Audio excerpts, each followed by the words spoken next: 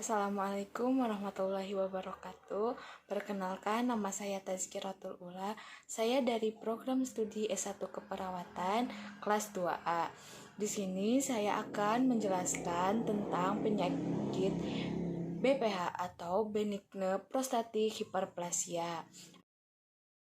Baik, kita mulai ya teman-teman untuk pembahasan materi mengenai BPH atau Benigne Prostatic Hyperplasia atau yang bisa disebut dengan pembesaran prostat jinak. Kita bahas bersama-sama ya teman-teman. Apa sih yang dimaksud dengan BPH? BPH itu artinya B yaitu berarti benigne, tidak menyebar. P prostatik, prostatik atau kelenjar prostat. Yang terakhir yaitu H, H yang artinya hiperplasia atau bertambahnya jumlah sel. Sehingga ada kondisi BPH adalah bertambahnya jumlah sel prostat, sehingga prostat bertambah besar namun tidak menyebar ke jaringan sekitar. Hal ini umum terjadi pada pria usia 50 tahun dan sering dipertimbangkan dengan hal yang normal terjadi pada laki-laki untuk proses penuaan. Letak prostat adalah di bawah bladder, sehingga urin harus melewati prostat terlebih dahulu untuk keluar melalui uretra. Bagian uretra yang keluar dari prostat dinamakan dengan uretra prostat. Pada proses ejakulasi sperma dari testis akan berjalan melalui vas deferens, kemudian sampai ke saluran ejakulasi. Lalu melewati uretra prostat. Di sini prostat akan berkontraksi. Kemudian cairan akan terdorong keluar. Uretra kelenjar prostat terdiri dari sel-sel dan dikelilingi oleh membran sel, yaitu yang disebut dengan membran sel basement. Dalam membran sel basement ada basal sel dan luminal sel. Luminal sel menghasilkan cairan yang berguna untuk menutrisi sperma. Selain itu, cairan ini bersifat alkalis, teman-teman, yang gunanya untuk membantu sperma hidup di lingkungan vagina, yang dimana vagina itu bersifat asam. Selain itu, pada sel luminal juga memproduksi prostat spesifik antigen atau bisa disingkat dengan PSA ya teman-teman, yang berfungsi untuk membantu mengencerkan semen yang tadinya seperti jeli sehingga mempermudah sperma dalam pergerakannya.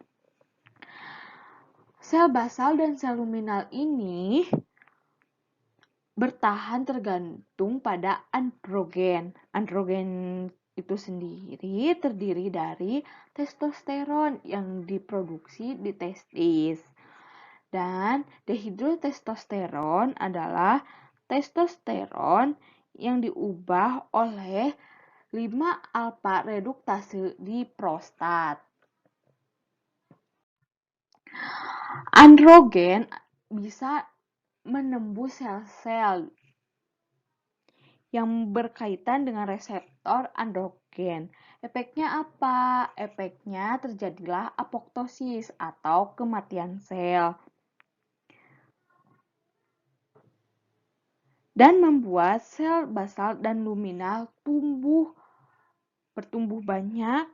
Dan perlu diketahui bahwa dehidrotestosteron di usia lebih dari 30 tahun, produksi testosteron akan menurun teman-teman 1% setiap tahunnya. Sedangkan 5-alfa reduktase akan terus meningkat seiring bertambahnya usia.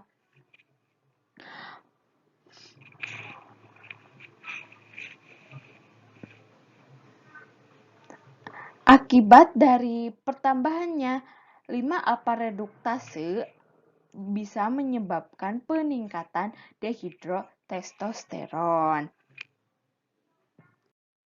Nah, peningkatan dehidrotestosteron berakibat prostat berespon sel-sel menjadi berumur panjang.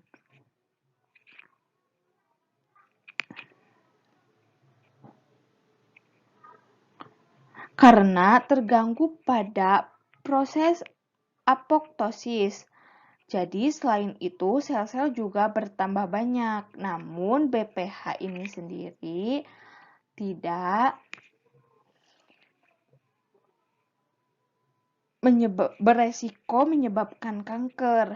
Namun prostat yang membesar akan menyebabkan urin susah keluar dan akan berkumpul di bladder.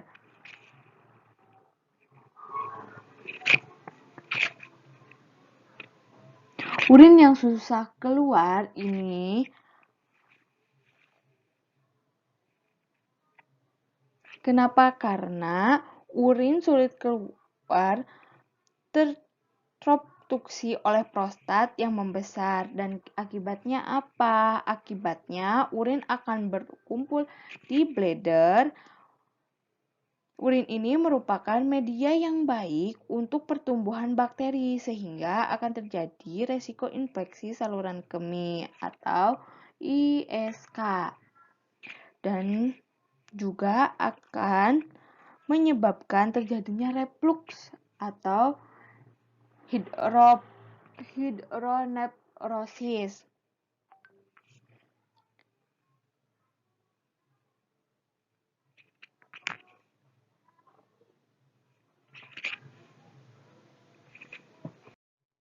Kita bahas tentang tanda dan gejala pada BPH.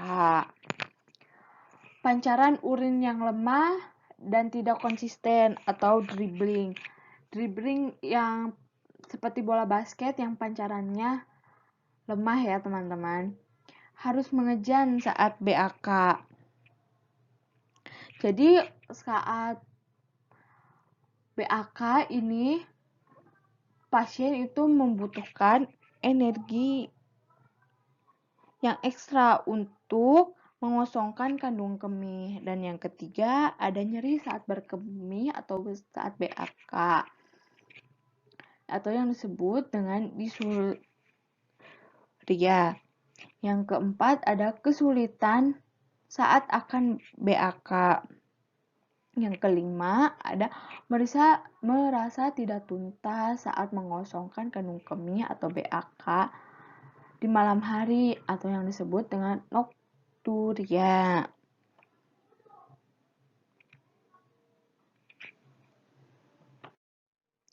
Diagnosis BPH.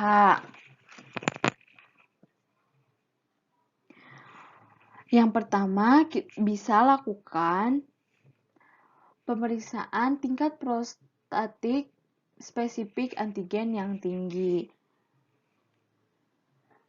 Nah, tugas kita sebagai perawat apa? Tugas kita sebagai perawat perlu dikaji tingkat PSA sebelumnya.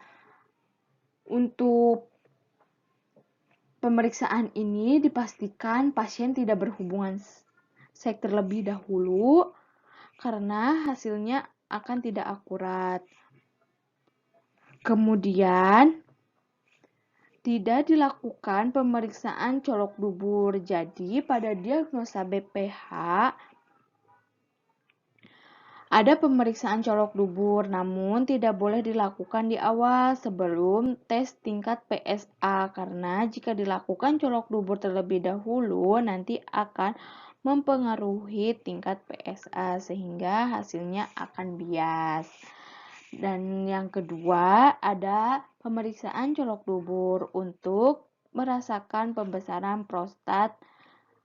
Jadi, prostatnya akan teraba di jari yang dimasukkan melalui anus si pasien. Yang ketiga, ada transrektal ultrasound, yaitu ini juga diperiksa dengan cara dipias atau dimasukkan melalui anus.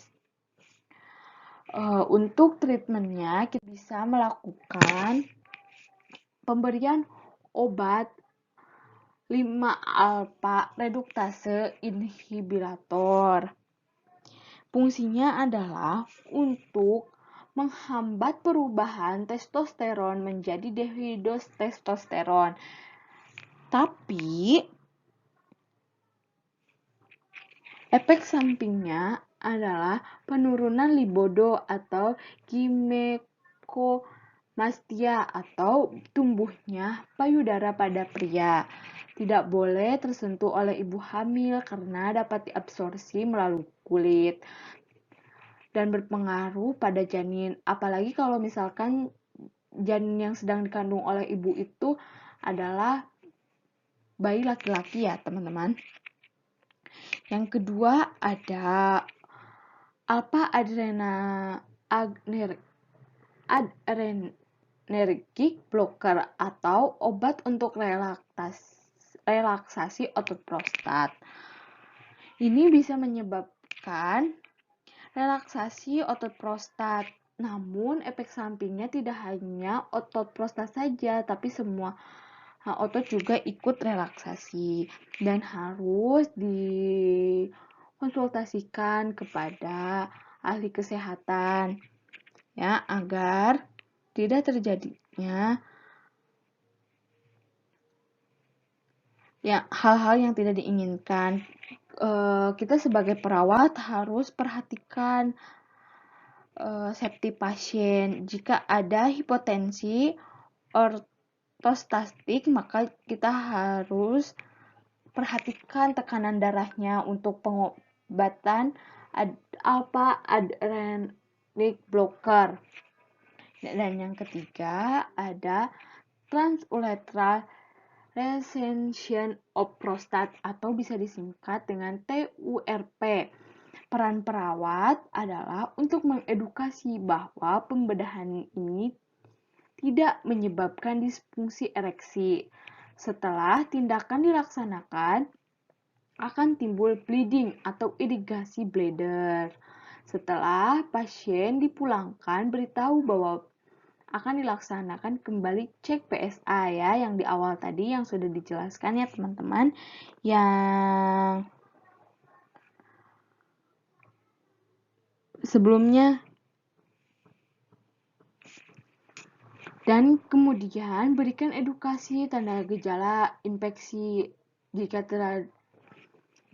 terjadi pembedahan kan suka rentan tuh terkena infeksi. Kita sebagai perawat harus bisa memberikan edukasi mengenai tanda gejala infeksi yang akan terjadi pada treatment BPH tersebut. Dan yang terakhir, waspadai adanya inkontinensia urin yang diakibatkan oleh sphincter karena sebelumnya dipasang kateter yang berukuran besar. Solusinya adalah dilakukan dengan bladder training. Remember, take care. Jangan lupa jaga kesehatan ya teman-teman. Untuk para laki-laki, kalau misalkan mau pipis jangan ditahan-tahan ya, takut terjadinya penyakit BPH jika sudah usia 30 tahun ke atas. Tetap jaga kesehatan, jaga jarak, menggunakan masker ya teman-teman. Mungkin sekian yang bisa saya sampaikan. Mohon maaf jika ada kesalahan. Wabillahi taufiq wal hidayah. Wassalamualaikum warahmatullahi wabarakatuh.